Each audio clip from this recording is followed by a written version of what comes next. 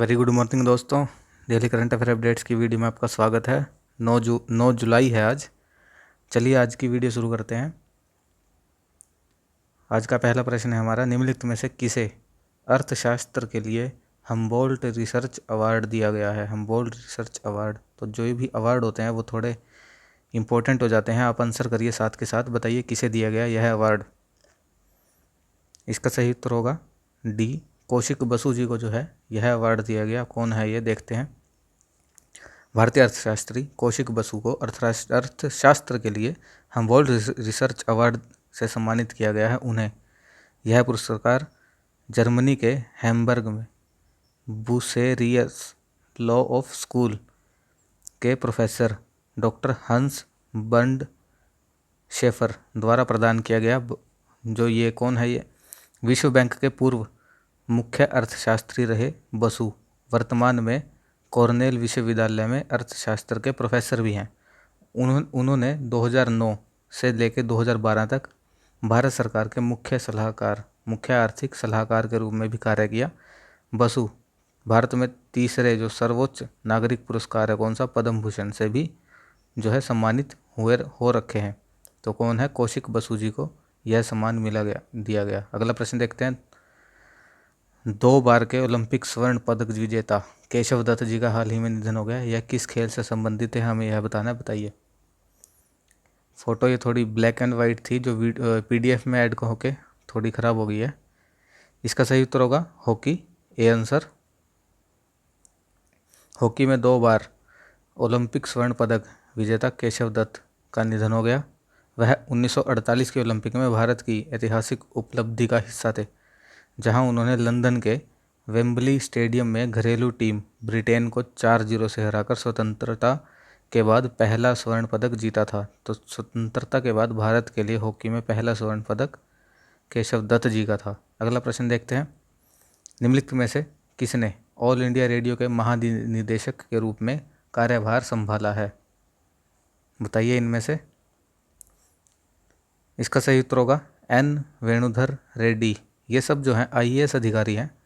आप इनमें से बताइए किस आईएएस अधिकारी को इनमें से मिरेकल मैन के नाम से जाना जाता है, यानी चमत्कारी आदमी। सी, एन वेणुधर रेड्डी भारत सूचना सेवा 1988 बैच के आईआईएस अधिकारी हैं। ऑल इंडिया रेडियो के महानिदेशक के रूप में इन्होंने कार्यभार संभाला। वर्तमान में समाचार सेवा प्रभाग ऑल इंडिया रेडियो के प्रधान महानिदेशक के रूप में कार्यरत। उन्हें कैबिनेट की नियुक्ति समिति में अनुमोदन पर आकाशवाणी का अतिरिक्त प्रभार जो है दिया गया। ऑल इंडिया रेडियो को आधिकारिक तौर पर 1997 से पहले क्या आकाशवाणी के नाम से जाना जाता था। अगला प्रश्न देखते हैं। हाल ही में निम्नलिखित में से किस देश के राष्ट्रपति कौन जोवेनल मोइस, आपको नाम भी याद रखना है, जोवेनल मोइस का जो है असैसिनेट कर दिया गया, उसे उनकी हत्या कर दी गई, किस देश से संबंधित थे। इसका सही उत्तर होगा सी, हैती से। 5वां प्रश्न। हिमाचल प्रदेश के पूर्व मुख्यमंत्री कौन, वीरभद्र सिंह जी का हाल ही में निधन हो गया। वह हिमाचल प्रदेश के कितनी बार मुख्यमंत्री के रूप में रह चुके हैं, बताइए। इसका सही उत्तर होगा डी, 6 बार जो है वह हिमाचल प्रदेश के सीएम रह चुके हैं। कांग्रेस के वरिष्ठ नेता थे हिमाचल प्रदेश के पूर्व मुख्यमंत्री वीरभद्र सिंह जी का निधन हो गया। अनुभवी राजनेता हिमाचल प्रदेश के चौथे और सबसे लंबे समय तक रहने वाले मुख्यमंत्री थे। उन्होंने 6 बार जो है हिमाचल के मुख्यमंत्री के रूप में कार्य किया। इसके अलावा केंद्र सरकार में भी उन्हें पर्यटन और नागरिक उड्डयन मंत्री, उद्योग राज्य मंत्री, केंद्रीय इस्पात मंत्री और एमएसएमई मंत्री के रूप में भी कार्य किया।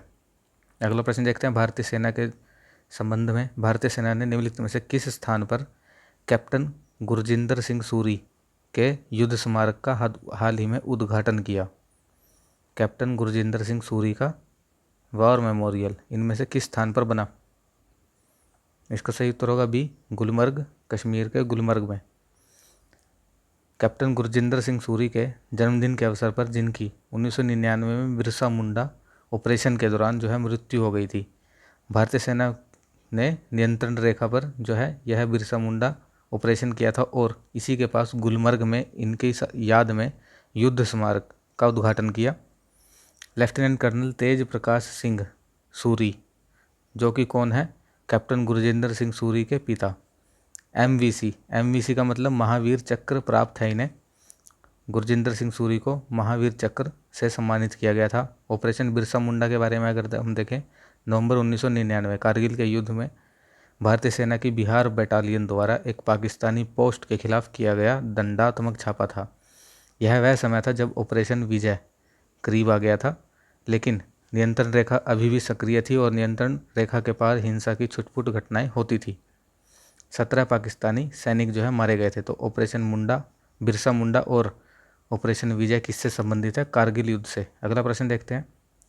भारत में महिला एशियाई फुटबॉल कप निम्नलिखित में से किस शहर में आयोजित होगा हाल ही में। ये जो शहर है वो चेंज किए गए, इसीलिए यह न्यूज़ में था। कहाँ होगा, डी मुंबई में होगा। पहले यह अहमदाबाद और भुवनेश्वर में होना था। भारत में महिला एशियाई कप मुंबई और पुणे में आयोजित किया जाएगा। जब एशियाई फुटबॉल परिसंघ ने प्रतिभागियों की यात्रा के समय को कम करने और जैव सुरक्षित बुलबुला जो है उनका, इसके लिए इष्टतम वातावरण सुनिश्चित करने के लिए भुवनेश्वर और अहमदाबाद को इन स्थानों से हटा दिया। अंधेरी स्पोर्ट्स कॉम्प्लेक्स मुंबई में और पुणे के बालेवाड़ी में छत्रपति शिवाजी छत्रपति स्पोर्ट्स कॉम्प्लेक्स में जो है यह स्पोर्ट्स होंगे। अगला प्रश्न देखते हैं। निम्नलिखित में से किस देश ने कोविन ग्लोबल कॉन्क्लेव की मेजबानी की, किस देश ने की हाल ही में। इसका सही उत्तर होगा बी, भारत ने। भारत ने हाल ही में कोविन ग्लोबल कॉन्क्लेव की मेजबानी की। केंद्रीय स्वास्थ्य मंत्री किसने, डॉक्टर हर्षवर्धन ने। अब तो चेंज हो गया, बताइए कौन बना केंद्रीय स्वास्थ्य मंत्री ने वर्चुअल कॉन्क्लेव का उद्घाटन किया। राष्ट्रीय स्वास्थ्य प्राधिकरण के सीईओ डॉक्टर आर.एस. शर्मा के अनुसार लगभग 50 देशों ने कोविन को अपनाने में रुचि दिखाई है। भारत इच्छुक देशों को खुला मंच का खुला स्रोत संस्करण प्रदान करने के लिए तैयार है। कोविन क्या है, एक डिजिटल प्लेटफॉर्म है। भारत ने अपने टीकाकरण अभियान को कुशलतापूर्वक चलाने के लिए इसे विकसित किया था, कोविन। अगला प्रश्न देखते हैं। पिछले 5 वर्षों में भारत के विश्व बाजार पूंजीकरण की अनुमानित वार्षिक वृद्धि दर क्या है। क्या, इंडियाज़ वर्ल्ड मार्केट कैपिटलाइजेशन। इसका सही उत्तर होगा सी, 14.7। फैक्चुअल प्रश्न है, आपको सिर्फ याद रखना है, ये 14.7% रहा। भौगोलिक संकेतिक यानी जीआई टैग प्रमाणित भालिया किस्म का गेहूं, यानी क्या नाम है, भालिया। भालिया, इसे हाल ही में एक्सपोर्ट किया गया केन्या में। यह किस क्षेत्र में उगाया जाता है, बताइए। इसका सही उत्तर होगा भाल, सी। आप नाम से भी देख लेते हैं, भाल और भालिया। कहाँ का क्षेत्र है, गुजरात का। भौगोलिक संकेत प्रमाणित भालिया किस्म का गेहूं की पहली खोज जो है गुजरात से केन्या और श्रीलंका को निर्यात की गई, जिससे गेहूं के निर्यात में जो है बढ़ावा मिलेगा। इस गेहूं में प्रोटीन की मात्रा अधिक होती है, इसका स्वाद मीठा होता है। गुजरात के भाल क्षेत्र में उगाया जाता है, यानी अहमदाबाद, खेड़ा, आणंद, भावनगर और भरूच जिलों में उगाया जाता है। गेहूं की किस्म की यह अनूठी विशेषता है कि बिना सिंचाई के बरानी स्थिति में उगाई जाती है। गुजरात में 2 लाख हेक्टेयर कृषि भूमि में खेती की जाती है।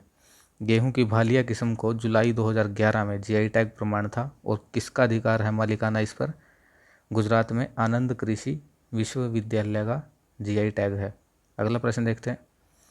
हाल ही में जारी news on air radio live streaming global ranking, news on air radio live streaming global ranking जो है उसमें प्रथम स्थान किस देश का रहा, बताइए।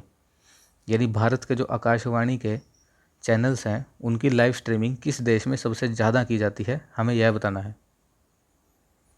इसका सही उत्तर होगा ए, अमेरिका में। जी हाँ। अगर इसके बारे में हम पढ़ें, news on AIR radio live streaming global ranking हाल ही में उन देशों की रैंकिंग जारी की गई जहां न्यूज़ ऑन AIR ऐप पर ऑल इंडिया रेडियो की लाइव स्ट्रीमिंग सबसे लोकप्रिय है। सबसे बड़ी जो है उपलब्धि क्या हुई, फिजी 5वें स्थान से उतरकर उछलकर दूसरे स्थान पर आ गया फिजी देश। सऊदी अरब टॉप 10 में रहा। कुवैत और जर्मनी भी टॉप 10 में नए प्रवेश करने वाले जो देश हैं। फ्रांस और न्यूजीलैंड जो टॉप 10 में थे अब नहीं रहे। और संयुक्त राज्य अमेरिका अभी भी नंबर 1 बने हुए हैं। अगर हम चैनल्स की पर्टिकुलर चैनल्स की बात करें तो ऑल इंडिया रेडियो तेलुगु और तमिल ये कहाँ संयुक्त राज्य अमेरिका में देखे जाते हैं। और AIR पंजाब सेवा जो है यूनाइटेड किंगडम UK ब्रिटेन में जो है लोकप्रिय है। अगला प्रश्न, विश्व का सबसे ऊंचा रेत का महल किस देश में बनाया गया? यह गिनीज वर्ल्ड रिकॉर्ड बुक में जो है इसका नाम दर्ज हुआ, सबसे ऊंचा रेत का महल। इसका सही उत्तर होगा C, डेनमार्क। दुनिया का सबसे ऊंचा रेत का महल जो है डेनमार्क में बनाया गया। इसे 21.16 मीटर का गिनीज वर्ल्ड रिकॉर्ड बनाया। डेनमार्क का नया सैंड कैसल जो है 2019 में जर्मनी में बनाया गया था 17.66 मीटर का, उसका रिकॉर्ड तोड़ा 3.3 मीटर से। कहाँ बनाया गया ये? डेनमार्क में भी, उसके ब्लोखस गांव में। यह डेनमार्क के उत्तरी जटलैंड के जैमरबगट नगर पालिका में स्थित है ब्लोखस गांव। अगर गांव का नाम भी दे दे तो आप क्लिक कर सकते हो। अगला प्रश्न, मंत्रिपरिषद जो है सामूहिक रूप से किसके प्रति उत्तरदायी होती है? रिस्पॉन्सिबल कलेक्टिवली किसके? इसका सही उत्तर होगा A, लोकसभा के। अगला प्रश्न, हायाबुसा 2 एक मिशन है जिसे रियुगु क्षुद्र ग्रह के नमूने एकत्र करने और विश्लेषण के लिए पृथ्वी पर उन नमूनों को लाने के लिए शुरू किया गया। यह मिशन किस देश से संबंधित है बताइए? हायाबुसा 2। इसका सही उत्तर होगा C, जापान से संबंधित है। तो हायाबुसा हमें याद रखना है, रियुगु एस्ट्रॉयड और जापान 2 चीज़ों से संबंधित है। यह था आज का हमारा लास्ट प्रश्न। कुछ प्रश्न याद आ रहे हैं, जैसे कि आंध्र प्रदेश और तेलंगाना में हाल ही में एक नदी को लेकर जो है लड़ाई छिड़ी हुई है, वो कौन सी नदी है और पर्टिकुलर कौन सा बांध है जिसको लेकर वो दोनों कोर्ट में गए हैं? बांध भी बताना है, कमेंट करके बताइए प्लीज़। धन्यवाद। और अपना स्कोर भी कमेंट करके बताइए। Have a nice day. धन्यवाद।